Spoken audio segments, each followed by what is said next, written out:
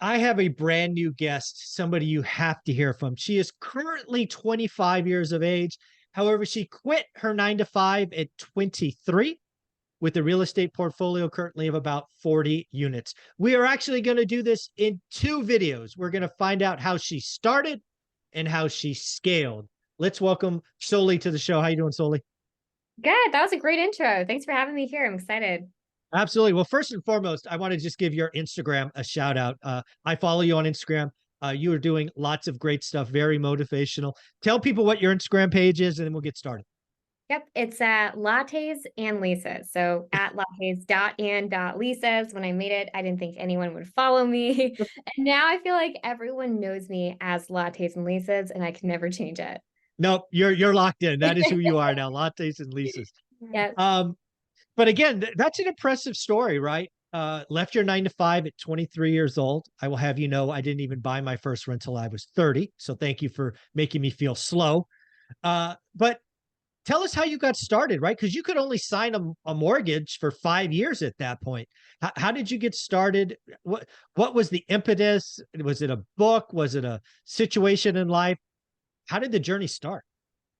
The pandemic. It was, I bought my first rental property in July of 2020, but I actually Okay. started looking in about March of 2020. So I was a senior in college and I was also working as a commercial real estate broker.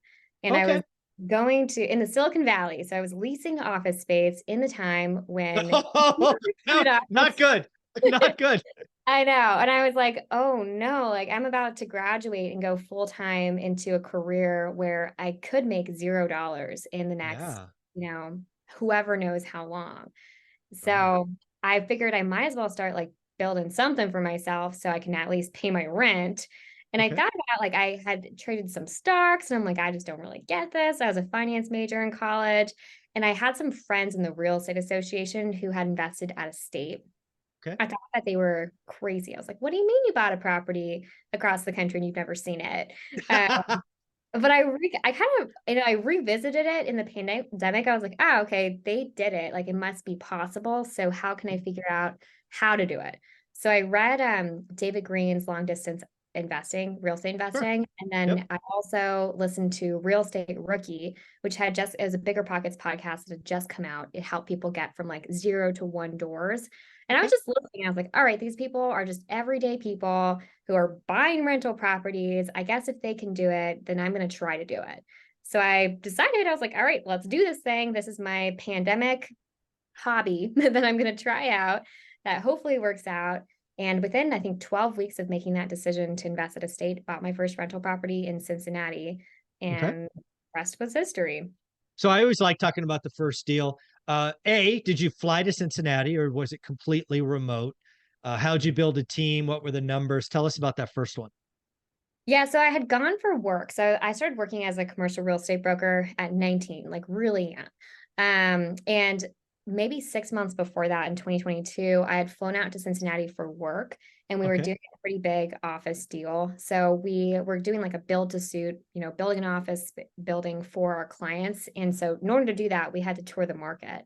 So I was like, Cincinnati, Midwest, like doesn't seem that fun. But we went out there and like, oh my gosh, we had the most incredible food. We met with developers and they like wined and dined us and showed us like all of the amazing things happening in Cincinnati. There was Okay. new construction everywhere. They'd invested like over $1 billion downtown. Then I looked on Zillow and I was like, $100,000 houses? What?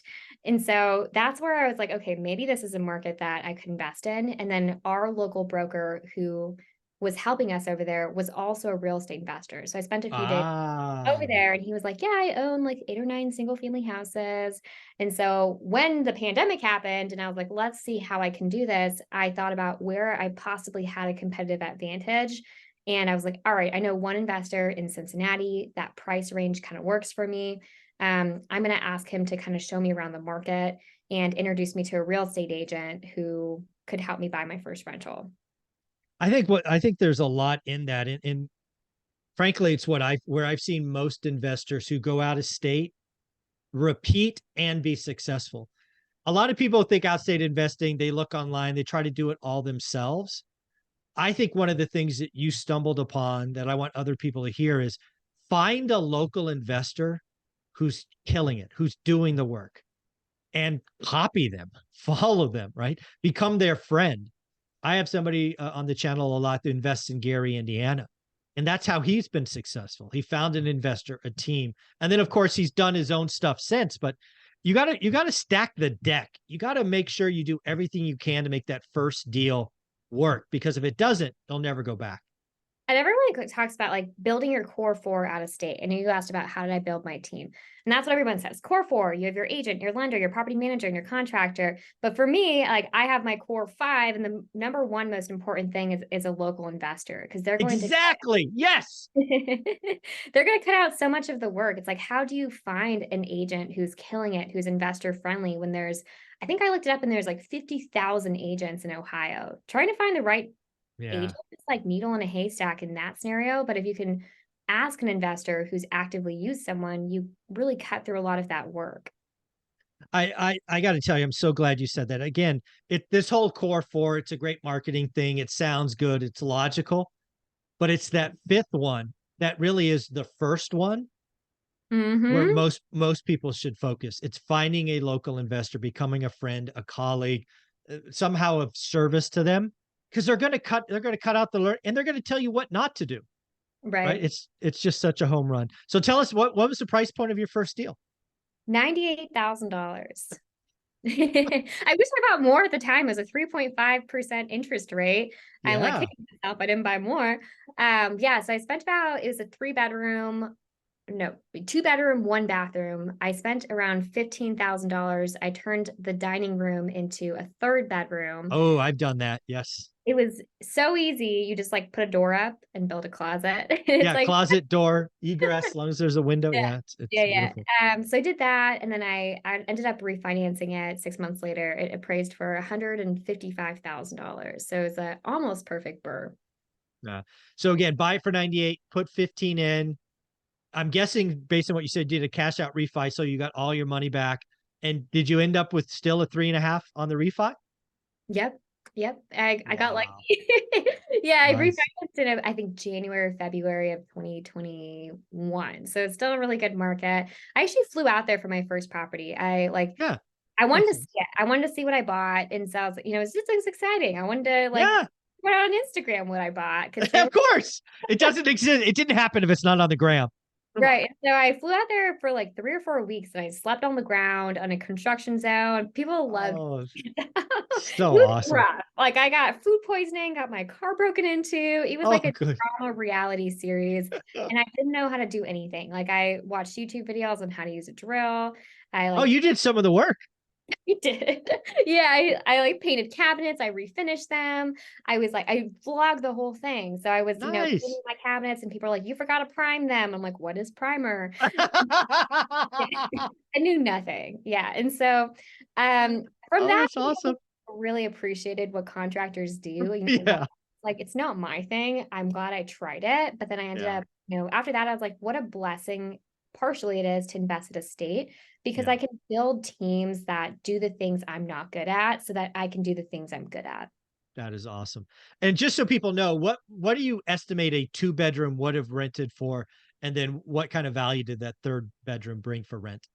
Yeah, so 2 bedrooms might have rented for around 1,200, 1,100, and 3 bedrooms rented for 1,500. Yeah. So definitely worth a door and a closet. Yeah, absolutely. And for the appraisal, even though it wasn't like an official third Yeah. bedroom by like permits, they still appraised it as a 3 bedroom, and all of the Yeah. comps were 3 bedrooms as well. And so I think that's where a lot of equity was built by adding that third bedroom. Yeah, that's something I've done over the years, folks. And basically what you could do is you could look for, two listed 2 bedroom, 1 bath house, typically over 1,000 square feet, maybe 900 is right on the edge. But if you get over 1,000 square feet, not always, but sometimes there's a way to make a third bedroom. So definitely worth a search, in my opinion. Yep, mine was 1,200, so it was Oh definitely. yeah, definitely. Definitely. So where do you go from there? So you get the first one, you it works, the burr works, you get your money back, you have little if any money in the deal. You're like, guess I got to do this again, huh? So I actually bought like 25 units in my first year. So I bought No, 25 units. All right, there's a story there. How did 25 units. Come on. So I That's actually crazy. bought, in my first 6 months, I didn't wait until I was really, like, kind of obsessed, like, "No way, like, this works." I was cash flowing $500 off of my first rental property, Right. like, "Wow, this is really working," and at the time, my day job was still really slow, right? It's like we were still pandemicking, like, Yeah. can't be in the office, can't lease office space, and so, like, You're might as right. well just keep going at this. And Sure. so a couple months after I bought my first one, hadn't refinanced yet, I had run out of money, right? So I basically had used all of it on my first property. Sure. So I was wondering, like, how am I going to buy my second property with no money? And that's when I kind of discovered the concept of private money by Yep. accident. My mom DM'd me or messaged, like texted me and was like, "Honey, I've been watching you on social media and it's so awesome." Good job. And she's like, "Wow, you're like really into this thing. And I've like loved watching you share everything and you're really committed. Like I can tell you're serious. I'd love to invest in your next deal." And I'm never the type, like I don't come from money. Like I didn't know my mom had money, didn't know she'd want to invest. I would have never asked, right? Right. Right. Right. So for that, I was like, like kind of clicked in my mind, like I don't have to invest with my own money. What? Right. So I Yeah. ended up buying a triplex with her money in Cincinnati. It was $155,000 for this triplex. So just so Uh, we're clear, when you say her money, her down payment, or did she for fund the down whole thing? payment. Yeah. She Yeah. used a down payment, yeah. So it was Okay. not like a bunch of money. That was my second property. Mhm. And I bought that. So I bought 5 units in that 6 month period. Then other property I bought was actually I ended up flipping it, but I bought it with hard money. So Okay. I started discovering like other ways to fund deals. And it wasn't like I Sure. was making $0. So I was still making a little bit of money and Right. being like, all right, hard money, they'll fund 90% of the purchase price and 100% of the renovations. Right. Just have to bring 10% down. And I was like, that's not that much money. Like I can put $10,000 down. And so that's how There I you bought go. my third property.